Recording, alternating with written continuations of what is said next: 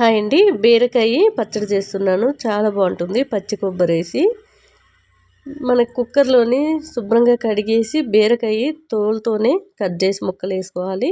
టమాటాలు ఒక 3, అట్లనే రాళ్ళుప్పు, పసుపు, ఒక చింతకాయ వేసాను. చింతకాయ లేనప్పుడు మీరు చింతపండు వేసుకోవచ్చు. 2 పచ్చిమిర్చీలు. చాలా టేస్ట్గా ఉంటుందండి పచ్చి కొబ్బరితో. నేను ఎప్పటికప్పుడే పచ్చి కొబ్బరి వేసి చేస్తూ ఉంటాను. రైస్ అయినా, రోటీ అయినా, దోశ అయినా బాగుంటుంది. వాటిపైకి సిమ్లో పెట్టుకొని 10 నిమిషాలు ఉడికించుకుంటే మనకి ఆవిరి అనేది వాటర్ రూపంలో కుక్కర్లో పడి మాడిపోకుండా ఉంటుంది. తర్వాత ఐలో పెట్టి 1 కేజీ వస్తే సరిపోతుంది. మనకి వాటర్ అస్సలు వేసుకోలే కానీ ఎంత వాటర్ వచ్చింది చూడండి. బీరకాయలో ఎక్కువ శాతం వాటర్ ఉంటుంది కాబట్టి కింద దించిన తర్వాత కాస్త కొత్తిమీర, పుదీనా వేసి, ఆ చింతకాయ చాలా ముదురుగా ఉంది కాబట్టి ఆ తోలు దానిపైన ఉండే నార తీసేస్తున్నాను. లేత చింతకాయలు అయితే అట్లానే రుబ్బేసుకోవచ్చు. తోలుతోనే చాలా రుచిగా ఉంటుంది. మనకి చింతకాయ లేని వాళ్ళు చింతపండు కొద్దిగా వేసుకుంటే సరిపోతుంది.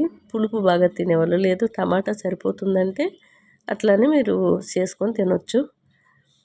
టమాటా పైన ఉన్న తోలు కూడా తీసేయాలి.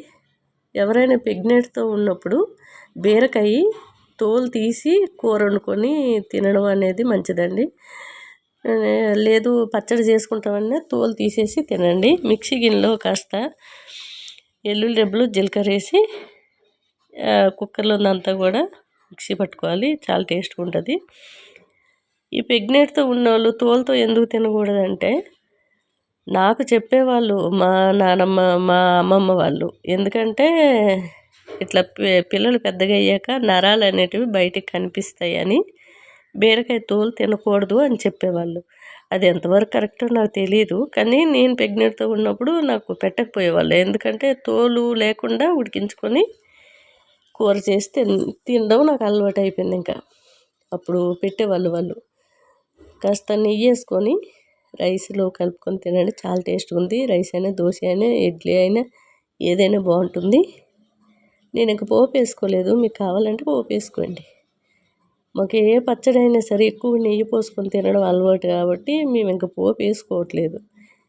ఆ పోపు స్మెల్ కావాలి, మాకు పోపు వేస్తే బాగుంటుంది అని మీ మనసులో ఉంటే చక్కగా వేసుకొని పోపు తినొచ్చండి.